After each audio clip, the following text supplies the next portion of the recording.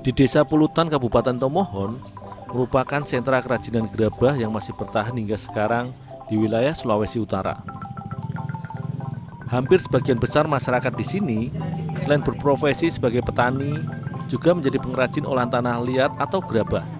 Tak heran bila di lokasi ini terdapat puluhan hingga ratusan rumah produksi kerajinan yang terbuat dari tanah liat, baik dalam skala besar maupun kecil, yang beroperasi hampir setiap hari. Salah satunya di rumah produksi milik Ibu Marce ini. Di tempat produksi ini, beragam hasil kerajinan dari tanah liat dihasilkan hampir setiap harinya. Dalam sehari, rata-rata para pengrajin gerabah bisa menghasilkan sekitar 50 buah kerajinan ukuran kecil atau sekitar 10 buah gerabah untuk ukuran sedang. Dalam proses membuat kerajinan tanah liat ini, terdapat beberapa tahapan yang cukup panjang.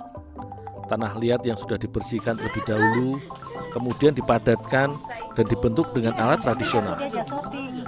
Khusus untuk peralatan memasak seperti belanga atau kana, yaitu wajan, dibentuk dengan alat yang terbuat dari kayu yang bernama tooto serta uwu dan dipadatkan dengan sesepik. Setelah itu, tanah liat yang sudah dicetak menjadi kerajinan dijemur hingga kering sekitar 1 hingga 2 hari, barulah kemudian dibakar atau dipanggang. Proses penjemuran ini fungsinya agar tekstur tanah liat menjadi semakin padat dan mengeras. Selain itu, juga berfungsi sebagai uji kelayakan. Karena adonan tanah liat yang belum padat biasanya akan retak atau pecah pada saat penjemuran. Namun bila adonan padat dan kuat, maka adonan tanah liat menuju proses pembakaran.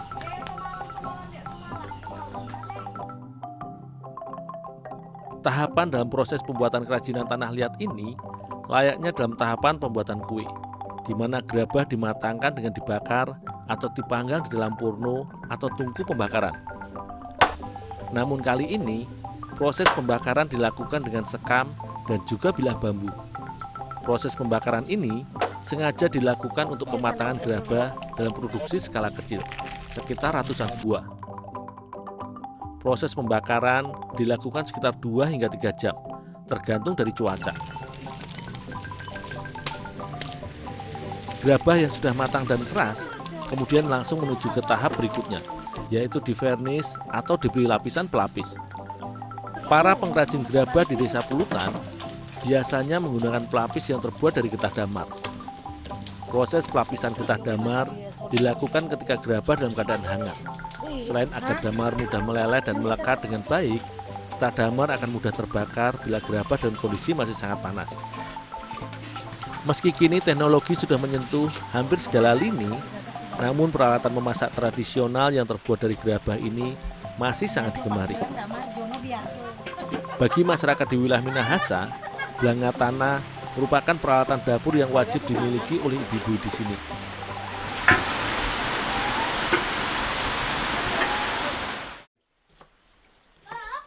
Selain kokoh dan kuat, belanga tanah ini merupakan alat dapur andalan untuk membuat olahan masakan, salah satunya adalah sagu gulung.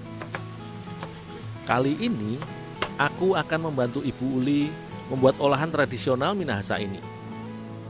Beragam komposisi bumbu khas Minahasa pun dihaluskan dan diracik oleh Ibu Uli sebagai kunci dari cita rasa olahan makanan ini. Sementara Ibu Uli menyiapkan bumbu, aku membantu membuat adonan sagu. Tapi sebelumnya, aku harus membersihkan belanga tanah terlebih dahulu. Belanga tanah yang masih baru harus dibersihkan dari sisa getah damar yang masih melekat pada permukaan bagian dalam belanga. Selain sisa getah damar bisa termakan dan beracun, sisa getah damar yang masih melekat tentunya juga akan mempengaruhi cita rasa dari masakan yang dibuat. Karenanya, belanga tanah harus dibersihkan dengan cara direndam dengan air mendidih di atas bara api, supaya sisa getah damar yang masih melekat terkelupas dan larut di dalam air panas. Proses pembuatan adonan sagu gulung yang akan aku buat ini sebenarnya cukup mudah dan tidaklah berbeda dengan sagu gulung yang biasa dibuat. Tepung sagu yang telah dibersihkan kemudian dicampur dengan kelapa parut dan sedikit garam supaya gurih. Sagu gulung yang akan aku buat bersama Ibu Uli bukanlah sagu gulung yang bercita rasa manis dengan campuran gula merah. melainkan olahan sagu gulung modifikasi dengan isian daging ikan di dalamnya, layaknya kue dadar gulung.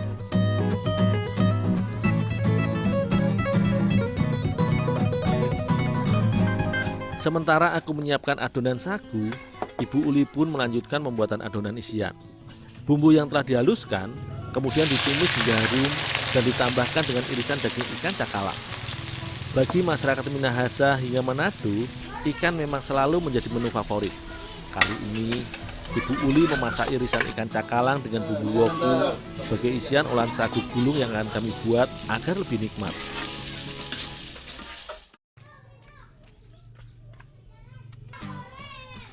Untuk digunakan sebagai peralatan masak, belanga tanah yang sudah direndam dengan air mendidih di atas bara api, kemudian dicuci dan dibersihkan dari sisa getah yang sudah terangkat dan meleleh, agar tidak tercampur dengan adonan masakan yang akan dibuat.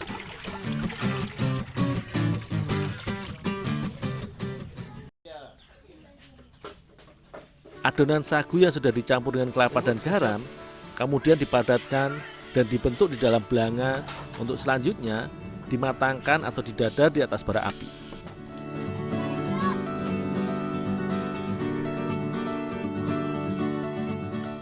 Proses pemanggangan adonan sagu ini cukuplah singkat karena tepung sagu akan meleleh dan lengket ketika dipanaskan.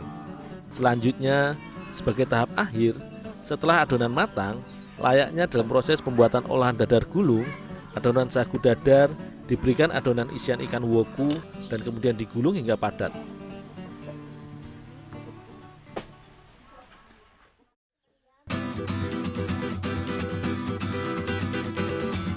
Olahan sagu gulung merupakan jajanan yang mengenyangkan, juga syarat akan kandungan gizi.